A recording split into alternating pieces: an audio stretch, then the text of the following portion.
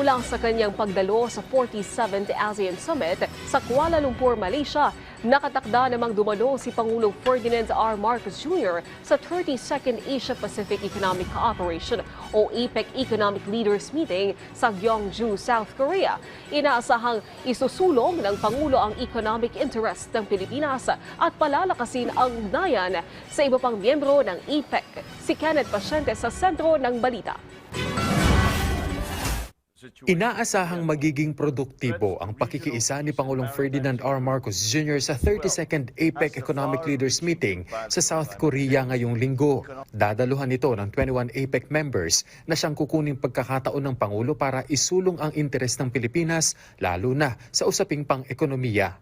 The President's participation is centered on advancing the Philippines' economic interests, forging deeper ties with APEC members, and reaffirming our commitment to APEC's vision of a more open, prosperous, and dynamic Asia-Pacific in a rapidly transforming regional landscape.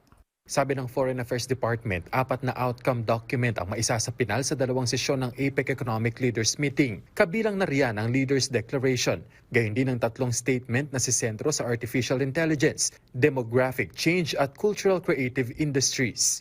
These topics reflect the priorities set by Korea as this year's APEC host and tackle trends that impact economic growth across the region.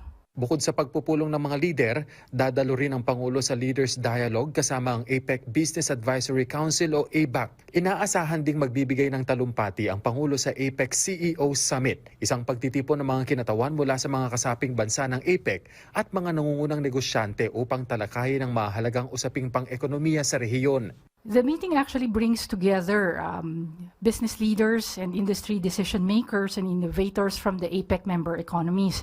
And ang expected na i-discuss ng ating Pangulo is highlighting new technologies and economic integration. Hindi na idindetalye pa ng DFA ang 2 bilateral meeting ng Pangulo na sa ngayon ay pinaplansya pa. Kasama rin sa schedule ng Pangulo ang pagbisita sa Filipino community sa Busan na karamihan ay nagtatrabaho sa manufacturing, agrikultura at fishing industry. Kenneth Pasyente para sa Pambansang TV sa Bagong Pilipinas.